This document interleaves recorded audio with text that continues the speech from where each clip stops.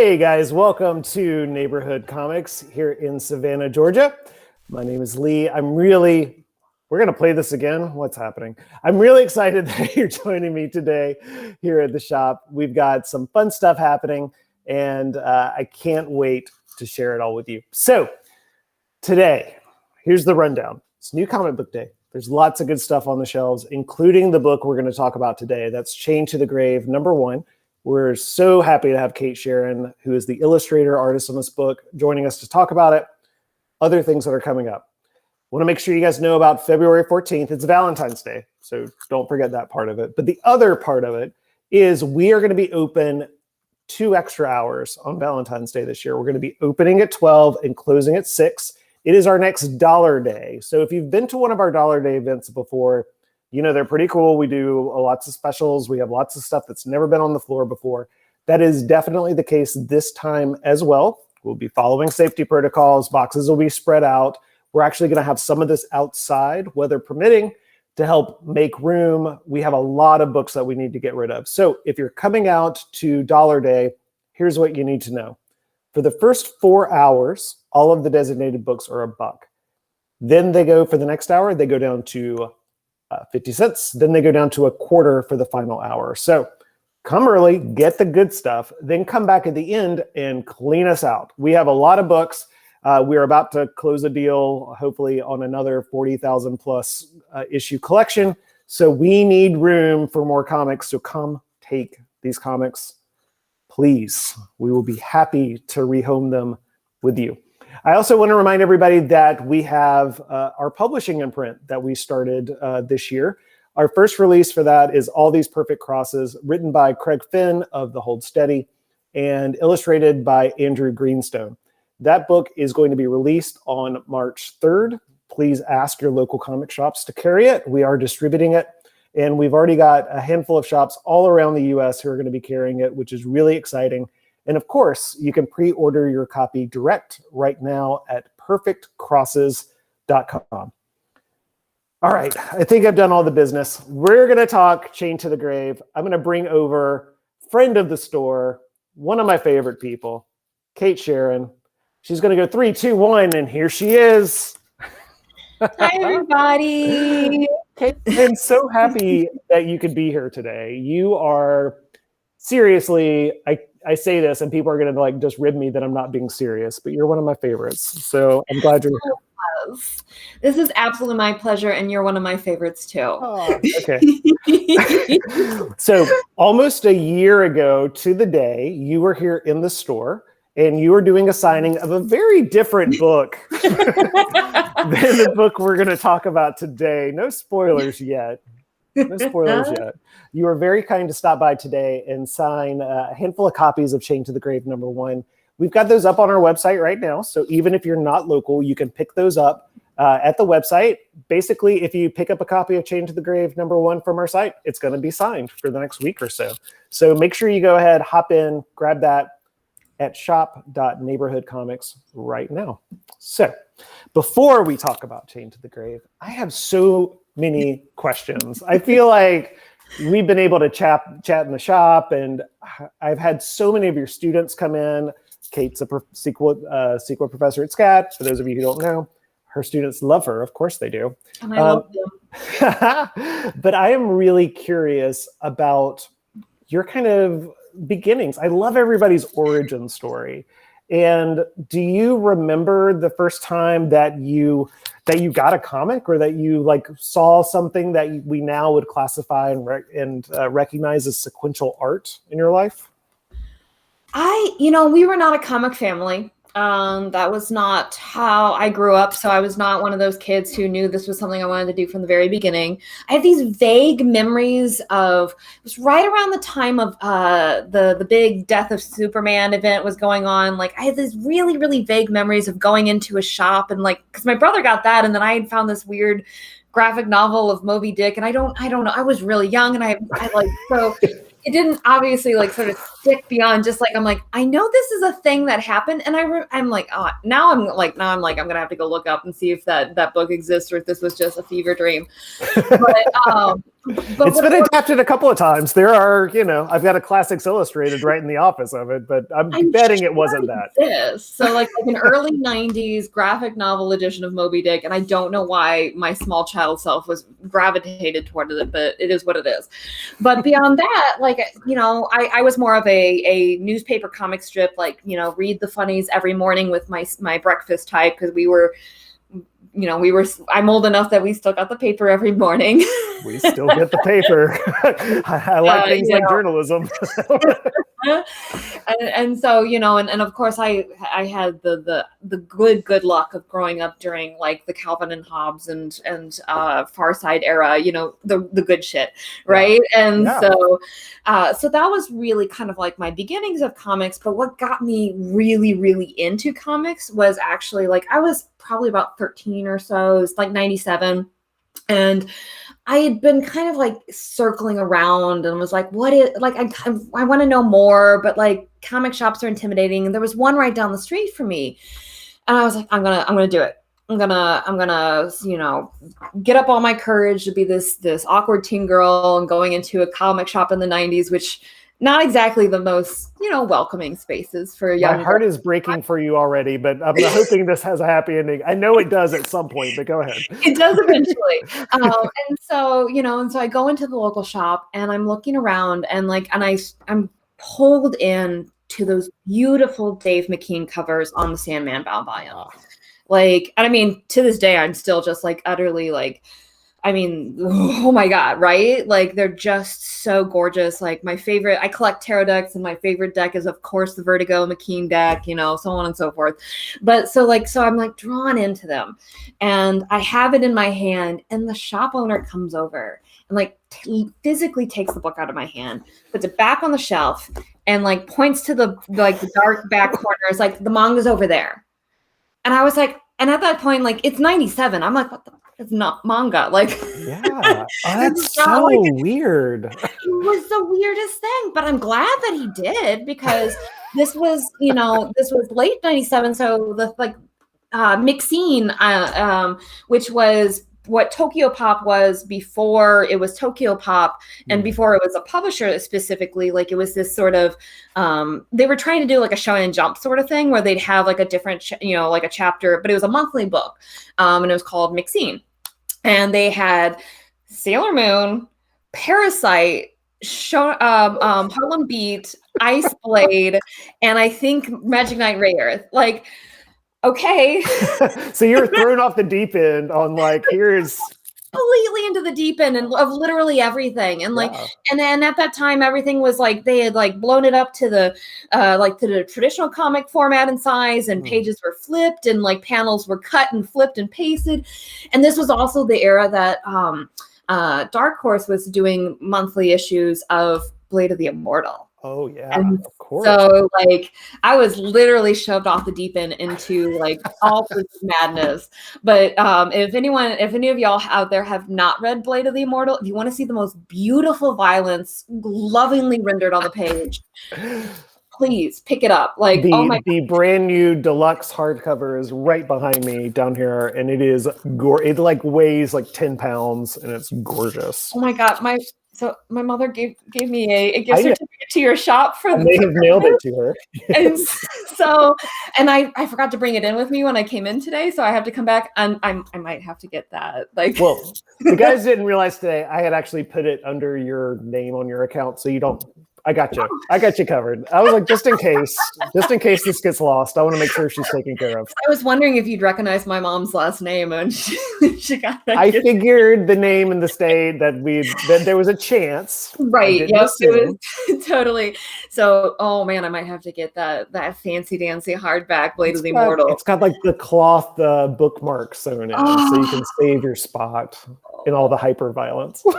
It's so beautiful. Like, and I mean, like those early issues, it was pencil. Like they were these gorgeous pencil drawings, and I was just, oh my God, seriously, you guys, like, go out if y'all have not read of it, because I know a lot of my wee baby manga folk are newer to the scene and aren't familiar with the stuff from the 90s or the 80s or the 70s as much as you are, because you guys have so much to watch and read now, right? Like, I don't blame you for not wanting to go back. Plus, some of the old stuff's pretty problematic. That it is. Doesn't make me love it any less, but I do have to recognize that it is pretty problematic. Let me remind everybody to come to our Dollar Day sale on February 14th. All the problematic books you could ever hope to find will be there. Come to the last hour, get them for a quarter piece, show your friends, be amazed, burn them when you're done. They're yours at that point. I don't care. It's, I mean, it is, it is what it is. But yeah, so honestly, like that creepy dude kind of pushing me back to the back corner to find manga was actually what got me into comics. And I did eventually and as I was there, like I also kind of started to branch out into like more of the indie and the alt press scene and like the zine scene. Like unfortunately, sadly, like all of my zines from the 90s got lost in a flood, like flooded basement type of situation, of course. But, and I fell in love with like my favorite subgenre of the alt press scene is obviously Riot Girl. Second favorite is sad white boys complaining about their sad white dicks. Love them. Love it. Love them. Speaking of problematic, there you go. So they're so good. Oh my God. Like that whole era is just so good. And then, I mean, I did finally read some superhero stuff like after I saw Avengers and like the a couple of years ago. Honestly, I was that like it was, I really enjoyed the Avengers and I heard about the Fraction run and I think and oh bless that really good that Daredevil run with Sam Nee and Wade and the Charles Soule very short-lived but very excellent She-Hulk run around that time too, which was, I mean, exactly what I wanted on the page was lawyer dramedy with superheroes. Perfect. That's what you're getting. You know what you signed up for. And so like I did eventually come around to Capes and Cows, and I watched Batman the animated series as a child. I watched Batman 66, on repeat because it's fantastic. It's fantastic. It is so fantastic. If you ever have the chance to do the Warner Brothers backlot tour in Burbank, the set they use for the police precinct is there, like where he runs up and down the steps. Yes! It like has not been used for anything else ever, but it's still there.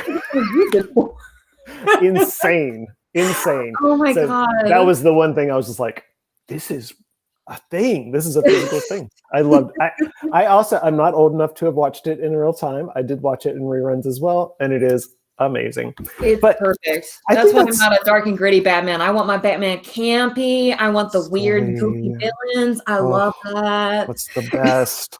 and I tell people all the time, I had this conversation today about Archie with somebody because they were looking at the Archie horror line and they're like, oh, this is not my Archie, and they're like, they looked at the Wade Staples book and like, this is more like it, but this still seems more grown up. Yeah. And I said, it is, but that's how it's a really good character, is that they're flexible. You can drop them into all these different types of situations. People still care. It's still interesting. It's still compelling. And the core of the character is still basically the same. It's just, they've been going on. I should have the date in my head because I just lectured on this and surveyed a sequential art history this past week. But it was like, what, 41? 41. Yes. I literally have an I'm not Archie. a dates person. Like I don't, I'm not good at remembering the dates, but I was like, Archie's been in print since 1941. Yeah. So this is a 1959 issue of Pep, and that is issue number 136. I mean, and it speaks to the characters that are continuously in print without even the slightest hiccup for decades and decades. Like there's something there, even if they never change, even if they never grow, or maybe they do change, but they're not. It's just there's a core to them that is so that hits us right where we live, and that's what we want. And I think those are fascinating characters. And I love the whole Archie gang.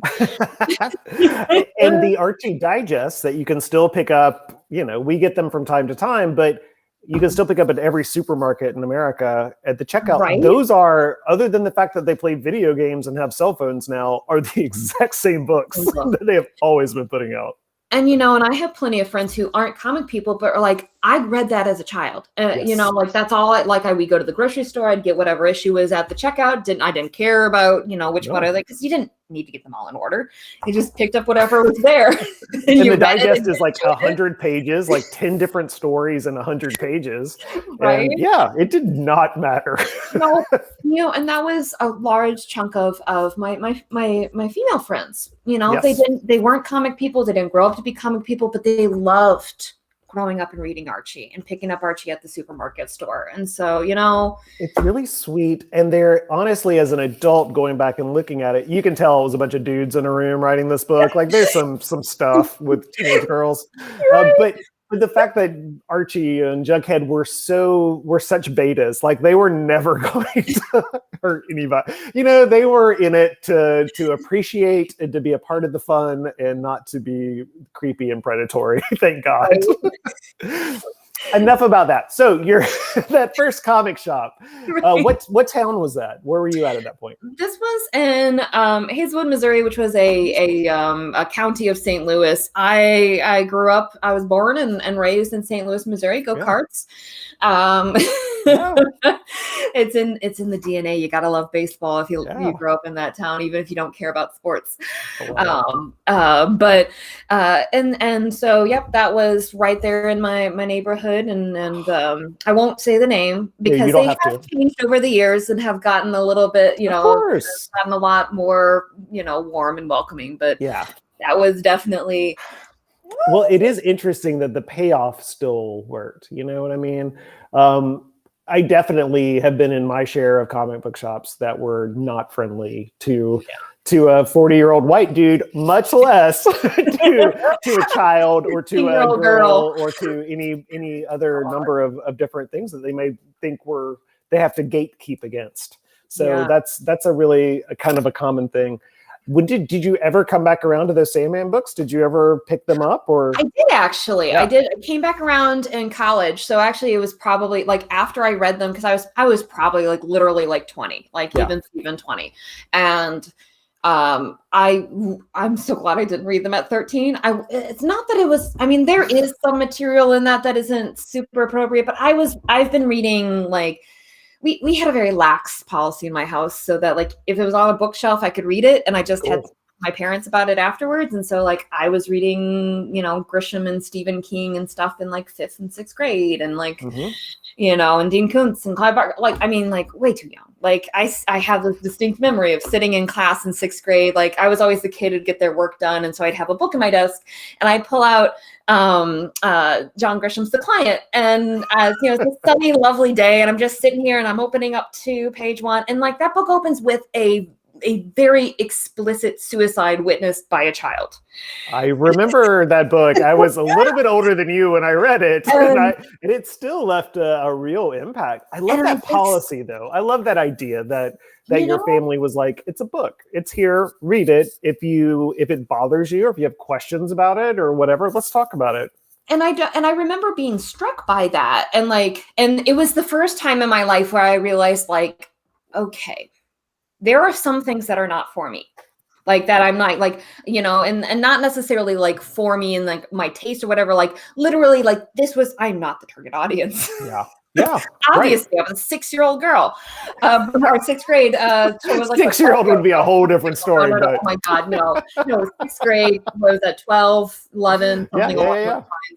And like, I'm like, oh, this was not. I'm not the intended audience. It didn't stop me. I finished reading the book and I loved it. And then I loved all of those trashy, exactly the word. You know, it's beach reading. You're done with a book in 6 hours. And you did a thing. And it was just like, you know, it didn't stop me from finishing the book, but it definitely was that first moment where I was like, oh, there are things in the world that aren't for me. And if that's the case for me, that's the case for everybody, right? Yeah. And so that was probably a really good sort of, you know, foundation that kind of laid down for me as someone who would eventually want to make and be and study and be really into pop culture and media. You know, it was a really important lesson to learn, and it stuck with me this entire time. Well, you've got that baseline that you talked about laying down, being able to be exposed to these books, to being exposed to sequential media, taking in all kinds of other pop culture along the way. At what point, and it may not have been like a click, but where in your development process of reading and kind of getting involved, did you put the two and two together and be like, oh, it's somebody's job to make this, in many people's jobs to be involved in some way or the other? It took a lot longer than you would have expected, No? because it was, I'd always wanted, I don't think, I'd gone through a lot of different ideas of kind of where I would find my place in the world, but ultimately, like in my heart was, I just wanted to tell stories. No matter what I was doing, it was at the heart of anything I was going to pursue was I just want to tell stories, because stories are powerful and they were impactful and I loved them and I still love them more than anything.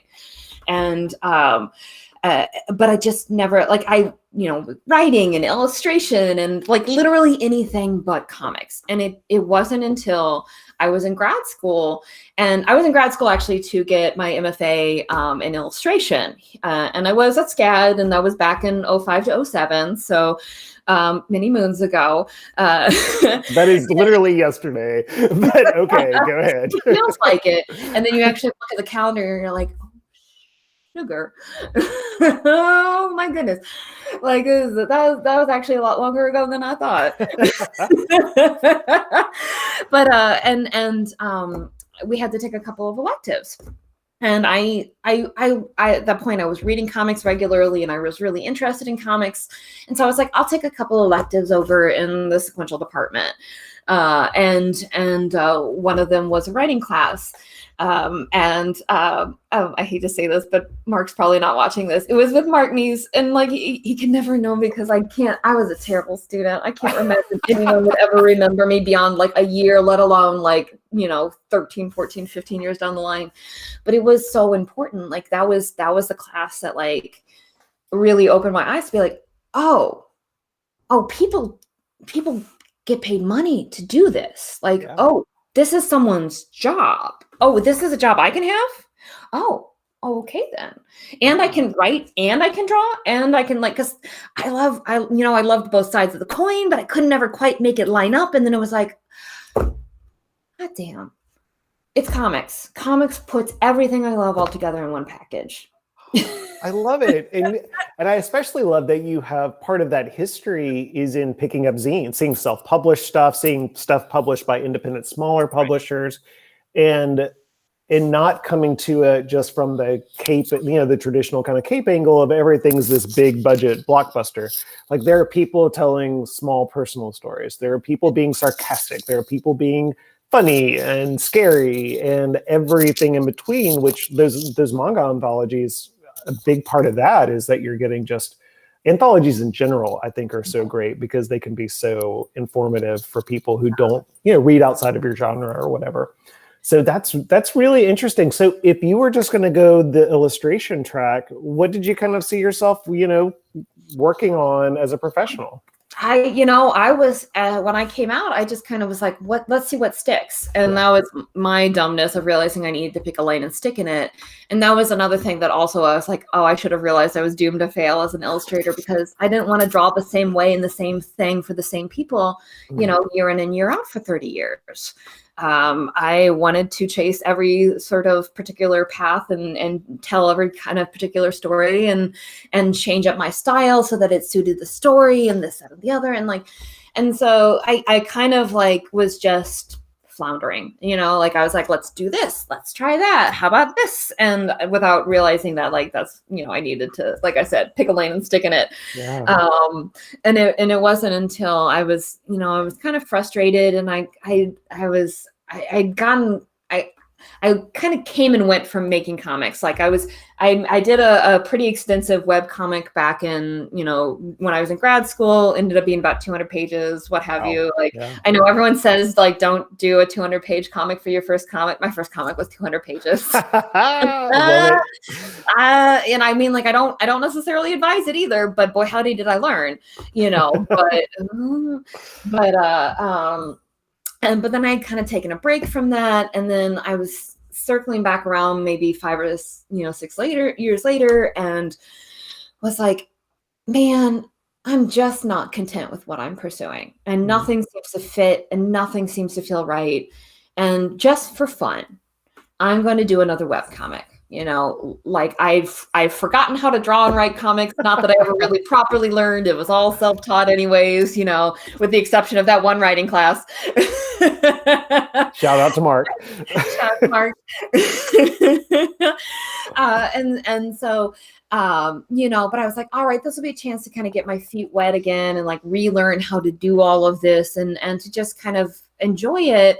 And it just was like, it rekindled my passion and reminded me of like why comics fit and why they work and why they're wonderful. And luckily from that, I was actually able to kind of snowball a career off of that, shockingly. And here we are now.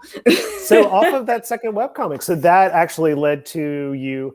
We were talking a little bit before we jumped on, and I didn't realize that your new book was the first work you had done that was not on a licensed property that was released at this scale. Right. So those early jobs coming on to work on licensed books, and you've done what, Invader Zim, you've done My Little Pony. Remind me of, I think there's at least one or two others. Amazing World of Gumball. And I also did like a Rugrats thing and a Labyrinth thing on top of all of that. So yeah, awesome. So I covered a nice little variety there of like, and I did, I want to say maybe about 20 to 25 in 5 years. Wow. 2 of those were graphic novels. One of them was just an issue I wrote, and and of course there's covers smattered around there. Like I worked a lot. It was that's great. Very intense 5 years. Well, I think that hustle, I mean, ultimately that, especially early on, that willingness to say yes. I mean, obviously we don't want anybody to just extend themselves too far, but at the same time, you're really trying to do it. You're trying to get those credits. You're trying to get the published work. So relationships with editors, relationships with publishers, so that you then you've got that thing to shop. You've got, hey, here's this thing I did. And that's just it. Like it worked perfectly that way. Like, and most of my career has been, actually, I can pretty much say all of my career has been built on like, and I hate to say this, but people I know. I mean, me doing the work, then me knowing the right people, so that when I was in the right place, I could say yes. Every single creator I have talked to this year has said the exact same thing. So it is, I cannot tell people enough, like networking is just, I mean, obviously it's weird right now, but it's challenging right now. I know. I'm sorry, guys. I'm so sorry to y'all. but it has been this chain for everybody of, oh, well, this person recommended me because we knew each other from this thing. Even if they hadn't had a working relationship, they liked that person. They had an attitude that they thought would be fun to work with. And I feel like that's like the best job advice for anything. Be someone somebody wants to work with. Right. I always say, do the work and don't be a jerk. Yeah. And that's really, that's all you can do. I mean, because it was, so I was doing that little web comic and gotten a little bit of notice and was kind of doing a few things and met some people through that. But I was also working cons because of that, because I was trying to push that. Yeah. And I mean, and I've been working cons off and on since 2008, and I love them and I miss them. Oh my God, like they're so wonderful. But I miss human beings. I would tell you they're overrated, but I'll wait until we all get to see each other again. Then I'll do that. I'm never going to be that person who's going to be that cynical. I am I'm too much of an optimist, and I love people too much, even the shitty ones. My heart. I mean, there's people I don't necessarily need in my life, but like it takes all kinds. It takes all kinds. It does. So that positivity shining through. But yeah, so I was working the con circuits and kind of pitching my self project, my self-published project that had kind of picked up by like a smaller sort of indie press, comicer press that was being run by someone who would Sean, who would eventually become a friend, and so I was doing that sort of thing and getting a little bit of mileage. But then I was working a convention in Kansas City, Missouri, and I meet a writer from Calgary, Alberta. So Canada. I meet a Canadian writer at a Missouri con. As like you do. Yeah. And we became friends. And it wasn't something that sort of like clicked out, like we just kind of like kept in touch and would occasionally like, email and just kind of, whenever we'd see each other at cons, we'd chat. And then like maybe a year or two or three after us meeting, we were talking. He was like, "Hey, I'm trying to drum up some more work, and I'm looking for some artists, and I have a little short that I think your art would fit with." And so he's like, "You wanna do this little short, and we'll put it out and see, put it out on our portfolios and use that as, trying to kind of pull some people in." And I was like, "Sure, why not?"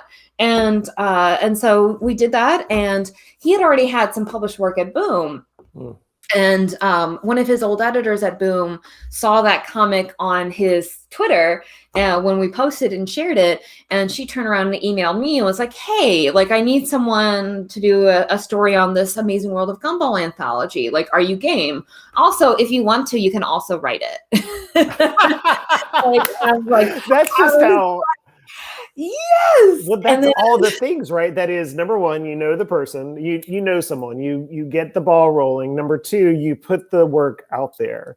Mm-hmm. And that is something that I don't think I can emphasize enough to people, is you have this, I know it seems hard to cut through all of the noise. There's so much stuff out there. But you just have to get it in front of one right person. It's just the right person. It doesn't matter if it's 15 people or 15,000, as long as one of those has the ability to give you a job. And if you're not doing the work, and if you're not putting it out there, and I was doing the work leading up to that. Like I had already completed easily like 300 or 400 pages of comics before I was ever paid to make comics. Yeah. Like I like if you go on by Gladwell rules, I had put in my 10,000 hours. Yeah. And so not to say that the early stuff was good. But it was, I was learning and getting better with every page I drew. And that's the way you do it. Yeah. Like you don't learn how to make comics, and you don't make good comics until you make bad comics first. And you're a professional at that point. And by that, I just simply mean that you are getting paid, whether that's self-published and getting paid or working for a publisher. You are a professional. If someone gives you money for what you do, you're a professional. And so then you get to market yourself that way. You get to present yourself that way. Right. And so that work at Boom, I'm presuming, led to work at IDW. And actually it was Boom, Oni, IDW. So like I was doing a bunch of work at Boom, and then, I think the Oni work came because this book that I'm working on now, we had originally pitched it to another publisher, and that didn't work, and we moved it over to Oni. And then that editor that we were working with at that time, who's no longer with Oni, like had mentioned me to one of the editors who worked on licensed properties at Oni. And so I did something like 5 issues and I think a short for Invader Zim. Okay. Yeah. And so, and that was, again, word of mouth. Like I didn't reach out and say, "Hey, I need work." Like I literally got an email out of the blue saying, "Hey, I was talking to blah, blah, blah, and they said that you might be an interesting fit for this. Would you like to do some test pages for this?" And I was like, "I don't know about this," but I said, "Yes." And I said, I didn't know about this because I knew it was going to be really on model. And I'm good at on model, but it's challenging. It's hard, especially page after page. I would imagine at some point you kind of want to be a little looser, or you kind of want to present something in a way that is not on model for whatever reason as an artist. I was lucky enough with Amazing World of Gumball, which by that point I had done a couple of shorts, a couple of graphic novels, and they were like, "Man, as long as we can tell it's our characters, we're cool." I love it. I love that. That's great. Network was very chill and like lovely about that, and Boom was lovely about that, and then Invader Zim was going to be a little bit more strict, and I was like, "Oh, okay, let's see if I can do this," and I did that, and I was like, "All right, cool."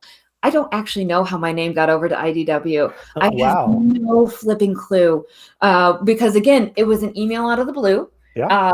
And they were just saying like, "Hey, would you be interested in drawing some ponies?" And I was like, and again, internally I was like, "Oh no, that's even going to be even more stricter than Invader Zim," because Like ponies is intense, right? I've talked to you about this a little bit. And so I was like, and so inside I was like, I don't know about this. And outside Yeah. I was like, I like living indoors and having, you know, a working toilet. So yes, good. You're going to pay me more than my last 2 jobs combined. Then like, yeah, we're on to this or whatever, you know? And so I just kept saying yes.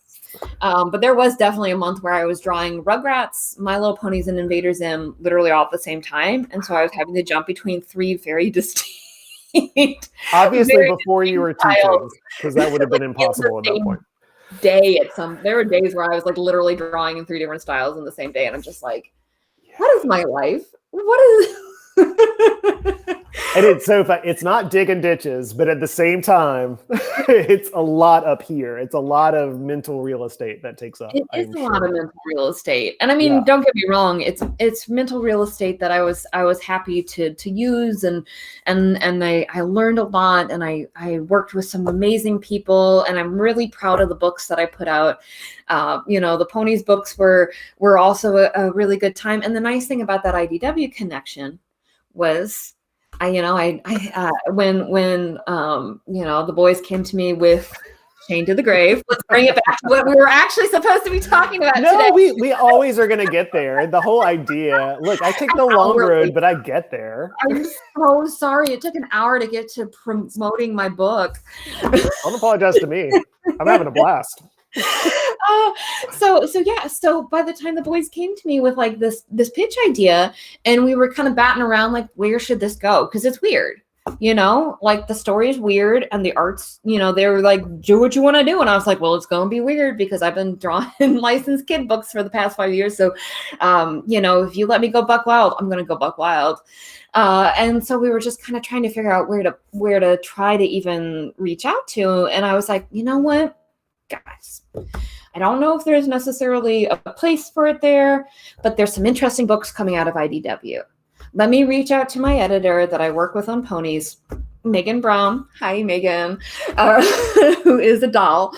I also had happened to work with our other editor, Elizabeth Bray, before, but not on Ponies. But anyways, so I reached out to Megan. I was like, hey, do you think anyone at IDW would be interested in this? Like, I got a pitch packet, you know, and of course Megan was like, send it to me. I want to see it. I want to see it right away. And so, you know, sent it to her, and you know, it got, you know, we kind of got it into the submission cycle, and, you know, had to go through the whole process, of course, but because we had, you know, Megan was definitely like hot to trot for it. And we had a few other people that we knew in IDW who also knew of the project, who really believed in it. It really helped. And it was really nice to know that people had, like, I felt confident approaching and saying, hey, what do you think? Because I you know, we knew people had our backs on this one going into it, and that they thought it had worth, and thought it had something of substance and interest. And actually Megan and Elizabeth ended up becoming our editors on the book. So that was fantastic. Like, they got a job too. You get a job, and you get a job. Everybody gets a job. I love it. I love it. And so that was it. It all fell into place really nicely. And again, it came down to like, you know what? The worst that Megan can do is be like, nah, this isn't our thing. Yeah. You know, or I don't think anyone will be interested, or no, I don't. No, thank you. You know, the worst you can hear is no. And when you ask, you know, those sort of questions, I'm like, and honestly, no doesn't hurt. I mean, like, it might hurt your feelings, but you're not physically wounded. You are not murdered. You're still alive, and you can pick up the pieces of your broken heart and move on to the next. And so, like, I've just gotten to this point in my life where I'm like, I don't mind asking those hard questions that could, would, should lead to no, because why not? What's the silly thing? Like, you miss every one of the shots you don't take or whatever. Yeah. Exactly. No, you're exactly right. So you mentioned you've got 2 writers on this book, and then you're handling the art duty. And then you've got a letterer involved too. Got all those important people involved. When this book's concept first came to you, was it one of the writers who pitched it to you? Was it them together? Were they already together? How did this job come to you in terms of it being presented at that stage? So Brian and Andy had already had the idea fleshed out. Okay. They're buddies. They're actually both live in Cincinnati, or the Cincinnati area, and whenever they do a lot of like hang out and chat and talk about stories and writing. And this one was something that they had kind of come up in one of their late night Waffle House, or are they IHOP people? God, no, I think they're Waffle House. I think they're Waffle House. If they were in Cincinnati, they're Skyline people, or they're getting the chili. Not Skyline, definitely not. Okay. I am going to hear it though from the boys if I get their wrong greasy spoon, but I'm pretty sure it's Waffle House. Yeah. I should know. We've been doing so much promo these past few weeks, but so they had had their late night writing sessions. They had most of it fleshed out, and so. And I'm good friends with both of them. And I remember I was out visiting for like a Friendsgiving one year, and Andy and I, because Andy is a really wonderful writer, and we'd been kind of trying to figure out if there was some small fun project we could work together on. And, he had a few shorts, and then he had this pitch, and I was like, and the shorts were all very fun, like very lovely. But this pitch, I was like, what's this? Yeah. Can I see what this is?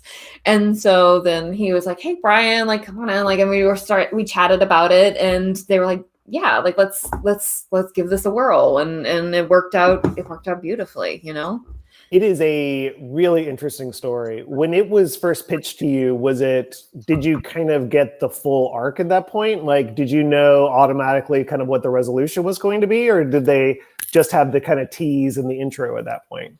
Oh no, they had it all figured out. Wow. And that's just it. I want to tell to my students, if you're ever going to be pitching anything to anybody, you have to know how it ends. I'm sorry. That's the industry. And and it was helpful that they had the story figured out. Like they knew where it was going to go, what it was going to do. And some of the details still had to be fleshed out because I don't think they had anything scripted. They had a lot outlined though. Like, oh my gosh, like Andy is so like attention to detail, and like his process is is very process. And it's so funny because I'm, he acts very, humble about it because he's, very much of a self-taught writer and everything. But his process outstrips like 90% of the professional writers I know. Like the way that he approaches building a story is just so good. And I'm like, I can't even wrap my head around it because I'm like, let's throw some stuff together and bang on it with a hammer until it fits. Well, was it Rosenberg who was giving Andy such big props today on Twitter? Like I love that. I'm going to be talking to Matt in a couple of weeks about his Spider-Man stuff. And of course, we're going to talk about his indie stuff too. I'm really looking forward to that. But we're talking about Chained to the Grave. Number one, this is a 5-part miniseries from IDW. It is a supernatural Western. Is that a 2-word way to put this together? But it's also a family story, and it's also a revenge story, and it's also a heist story. Yes, all good stories buck genre. That's the kind of stories I write. That's the kind of stories I prefer to draw. That's the stories that, the boys and I are very much on similar pages about, our approach to how the kind of stories we want to tell and our interests and our narrative interests, and so why have one genre when you can have them all? I think that's great. I had somebody in the shop today, and I know that they're a regular horror reader. I know I've got things I can put in their hands that really speak to them. And so I mentioned with those, I was like, it's set like, pioneer town, West kind of thing. And they're like, oh, the palettes are so drab. And oh my God, Kate. That is not a problem with this book. You're not looking at just seas of yellow dunes of khaki everywhere. Yeah, no, I love Westerns. I hate Western palettes. Yeah. They're all terrible. As someone who, I just and as soon as the boys pitched the story as it's a supernatural Western, I was like, well, damn, there's my in. Yeah. Like, why do the colors have to be realistic? Why do they have to be boring and drab? Why do they have to be just unfun if it's not a realistic story, if there's all this magic and all of this craziness going on? And the cast of characters is just buck wild, and it just continues to expand to get more interesting, more colorful characters. And so why can't the colorful characters be colorful? Why can't these weird spaces be weird? And so thank God the boys had faith in me. No. Oh, I think that's Not such weird. a good. You don't usually hear the word fun with, and this is, I mean, at least in the first issue, it's not a scary story. You know what I mean? It involves super. It's horror adjacent. There's things that could be horrifying, but it's not necessarily a horror book. More supernatural. Yes. More, that kind of magical realism Western type thing. And I'm huge on not giving away spoilers, but I don't think it's anything to say in this book. Your protagonist, your main character, is someone who was killed, who has come back to life, and who is now literally chained to his headstone. I mean, that's what page 1, 2, and 3, in the issue. I don't think that's a spoiler. Okay, good. There's cool stuff that happens after that too, guys. So don't get it twisted. There's some really interesting dynamics. There is a big heel turn from one of the characters you're introduced to right away. So there are definitely surprises left in the book. But the idea of fun, I mean, that was really, I think, from reading the solicitation and just kind of, seeing bits and, you see a cover with the reach, you see certain bits of something and your brain kind of starts filling in the blanks. But it's really a fun story. And I think that is pretty much solely in this because of your art, because of the way that you are representing these concepts. It very easily could have gone the other way in somebody else's hands and been something that I would have had to look at like this. But with I really, and I'm not just doing this. This is totally my pick of the week. This may be my pick of the month. Who knows how long that may go on. It is beautiful, a beautiful book. And the way the layouts are put together, the way the character designs are done, it is so stinking fun. And there's just stuff that I was surprised, turn after turn of how these people who I don't know, are relating to each other and what those dynamics are set up right off the bat. And that's the whole gift of comics is you have so much that you fill in the blanks with your brain. What happens in between the panels, all of that movement you are able to fill in. Unlike a movie where they show you every second of it, or a book where they show you none of it, like a traditional prose novel. But with this, you get the snapshot. So you see, okay, this is the way the creator intends for it to look. This is the way they intend the setting to be. This is the environment. And then the way your imagination steps in really is about fleshing out what's outside of the panel. What's to the left? What's to the right? What happens between piece to piece? And I was just totally engrossed. This is such a fun concept. And I love that it's, we were talking a little bit about this, that it's a miniseries, that it's, we've got a story. This is the story. There may be more, I don't know, but this is the story. I mean, if everyone wants to go out and buy it a whole lot, there's definitely, there are other arcs to be told. And I know that Brian and Andy have a spiritual prequel that they'd like to, I think it's a prequel, that they would like to explore. And so there is more story to be told. If you guys come out and buy it, give us your scratch and, show us love through numbers. But and I'm not just blowing smoke. I am buying copies for this is going home with me. This is not the shop copy. There's shop copies back there. This one's going home with me. So this is one I want to keep. But the nice thing is that it is a complete story. We got 5 issues, just keep coming back for 5 months, guys. Trust and believe. I know that it's easy with comics to be you buy that first book and then you just kind of taper off. And that's just, I know that's how the market goes. I know how it goes, but keep with us because the art gets crazier. The colors really, I feel like it just gets and not to toot my own horn, but like, you settle into your rhythms and you figure out your voice and how you want to use it. And I really feel like the book, from an art standpoint, just gets better and better. But from a story point, like it just gets more and more fun and like more and more buck wild. And like I said, like there's characters y'all haven't met yet that I adore. And I'm like, and I want to be like, oh my God, just wait till me, blah, blah, blah. Or like, oh my God, so-and-so is so wonderful. And so, 5 issues, that's all you got to get through. Then we'll do a nice, awesome looking trade paperback and, the whole 9 yards. So if you're not a monthly issue type of person, there will be a trade paperback. But please, if you are even vaguely inclined and you love this story and you want more, you got to buy those monthly issues so you can show the publisher that you want it, and then they'll pay us to make more. 100%. And for people who aren't regular monthly buyers with comics, the best way to make sure that happens is to talk to your local store and set up a subscription for the book. It doesn't cost you any extra. It just means that they reserve a copy of that book for you every month. That way it's kind of like a guaranteed sale in their head. And if enough people are pre-ordering it and putting it in their subscriptions, then they order more copies for the shelf. That's kind of how that works. It lets them see how popular a book is, lets them gauge what type of customers.